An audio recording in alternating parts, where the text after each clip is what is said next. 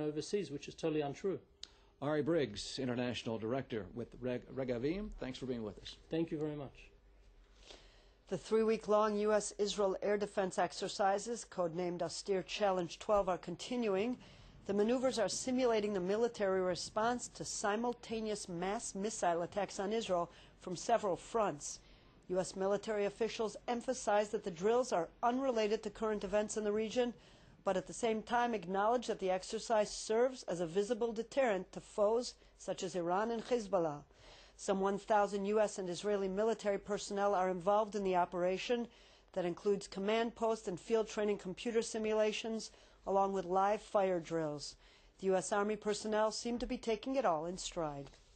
For us personally, I don't think we're sending a message at all. I think we're doing a training exercise. It's just a training exercise that's regularly scheduled, and we're having a ball working with each other and cooperating. While the word Iran was never mentioned in the joint drill scenarios, training together is definitely sending a strong message. So says Professor Gerald Steinberg, an expert in U.S.-Israel strategic relations. If the Iranians are paying attention, the leaders, the people who make decisions, I'm not talking about Ahmadinejad, who's not really a decision maker, but what they call the supreme leader, and the mullahs and the others who are really the ones with the fingers on the various buttons.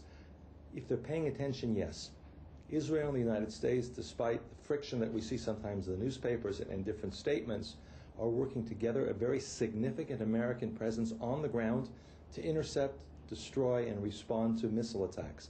That means Iran, even though the term is never used.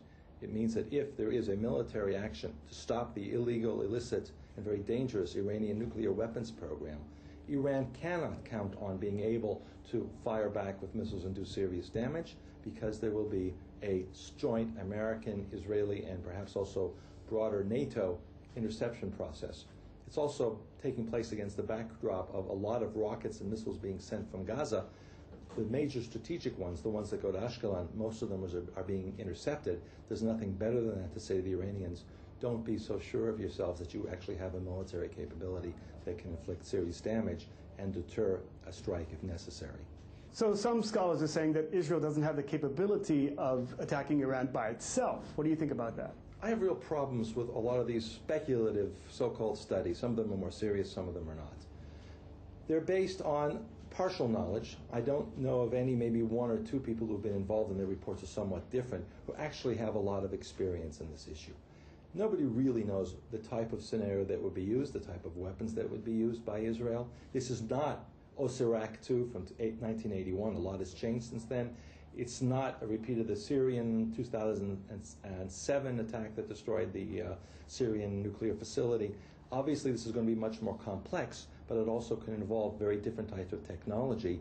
And so the estimates and the scenarios that are made, I would always take with a grain of salt.